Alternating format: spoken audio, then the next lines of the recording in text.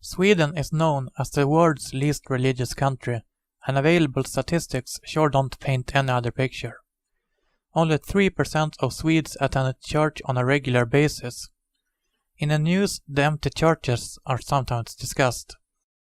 In the last 2 decades, the number of church visits in Sweden have decreased by half. The country became Christian in the 11th century, and during the 16th century, the country broke loose from the Catholic Church. Lutheran Christianity was the state religion from then on until the year 2000, when the Church formally separated from the state. For several decades before that, the influence was only one way, with the state dictating the Church's actions without any religious authority over politics. Even after this emancipation, however, the state still regulates the operation of the former state church to some extent. Religions in Sweden don't operate within very free parameters. For example, male circumcision is regulated by law, and since 2001, a state-approved nurse has to be present and provide anesthetics when Jews and Muslims circumcise their sons, and of course if anyone else is performing the procedure as well. For a brief period of time, even the actual procedure had to be performed by a state physician, but that condition was removed after protests within these minorities. All that's required now is that the person performing the procedure has a permit from the state. There is widespread opposition to circumcision in Sweden, both among political bloggers and in government. Many people even describe it as genital mutilation. This information page from the public healthcare system asks whether male circumcision is the same as female genital cutting. Potential health complications are often cited as a reason to ban the procedure. With the important role it plays in these two religions, one can't but help to discern the real reason for the opposition. The circumcision makes these boys a part of their own religious communities, rather than of the greater national community. In Sweden, the state is supposed to be your only god, which is why it intrudes on this ceremony. Even though society at large in Sweden is very secular, there has been a large influx of Muslim immigrants, now numbering almost 500,000, who are more religious than the general population. Many of them have left their native countries to get away from the Sharia laws and are therefore fairly secular, yet something like 25,000 are devout and perform all the daily prayers of Islam. The Swedish state is not in the process of letting this religious minority run itself, however. The government has indirectly provided mosques for Muslims, but they monitor closely what's going on in these mosques, attempting to direct religious activities to the ones where the leaders are cooperative. Sweden's largest mosque is the Islamic Center in Malmö, and in this mosque, controversial political discussions aren't allowed. If you're a Muslim who wants to vent your rage over the war in Iraq, something the State of Israel has done, or the Muhammad caricatures, the chairman of the place makes sure you won't be able to do it at this mosque. Some attendants have complained that he runs this mosque like a dictator. He himself says it's his goal to integrate Muslims into the secular society. This has made many Muslims found basement mosques, where they can discuss the topics they want without state interference. The government has responded by taking an interest in preventing these mosques from being run, having them evicted from their locations and such. In December of 2008, after an extended process in which an organization called Islamiska Kulturföreningen had lost the contract for their mosque, the disgruntled attendees occupied the quarters and started rioting. The town district Rosengård in Malmö was set on fire, a not too uncommon occurrence, being the place for several earlier riots. They were joined by anarchists who traveled there from other parts of the country looking to attack the police.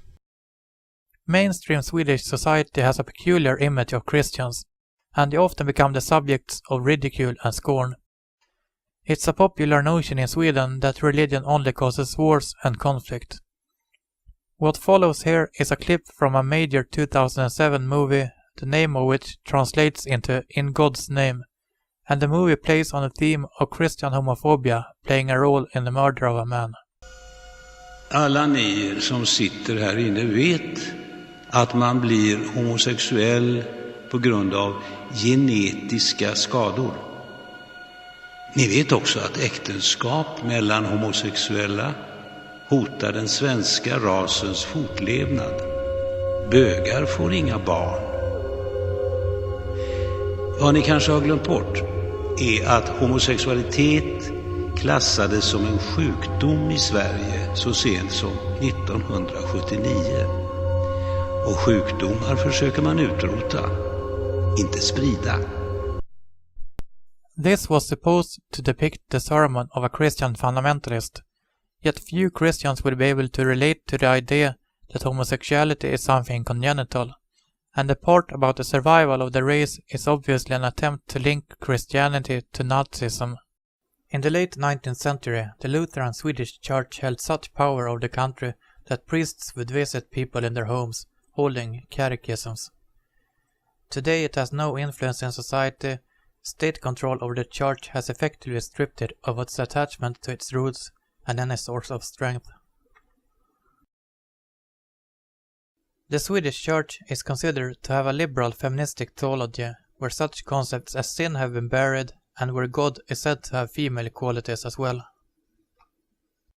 The last person to be appointed Archbishop of the Swedish Church before it was separated from the state was a man named K.G. Hammar. Topics at heart for him was such matters as supporting generous asylum policies, humane treatment of offenders, gay rights, and fighting capitalism.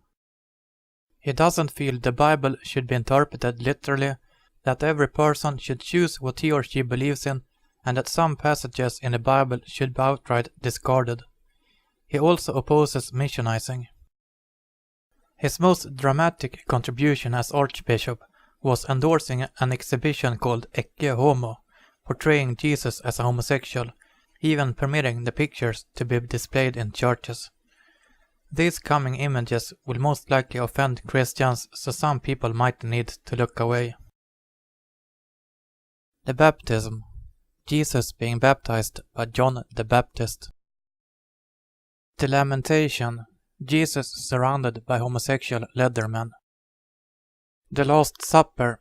Jesus in high heels surrounded by cross-dressers. The exhibition included many other anti-Christian images, and local politicians around Sweden invited the exhibition to their towns in order to taunt Christians. If other religions had been smeared in this manner, it would have been a hate crime, but the Swedish hate laws exclude so-called majority groups from protection by these laws. It's questionable whether Christians can be considered a majority group in today's Sweden, however. When applying for certain jobs, Christians can really get a taste of Sweden's famous tolerance. A man named Per Eriksson was applying for the job as principal of Lund University during the autumn of 2008, though there was a problem with his application. He was a member of a Baptist church, which made teachers at the university wary of him. 7 of them wrote a protest letter to the university's board of directors during the application process, upset that they hadn't been told he had been a member of a Baptist church. They complained that his Christian values might be an embarrassment to the university. One of the teachers protesting said, "It would have been much less controversial if he had been a Buddhist instead." In the end, he was able to get the appointment as principal of the university, though he had to make a public statement that he didn't have any problems with homosexuals and stem cell research.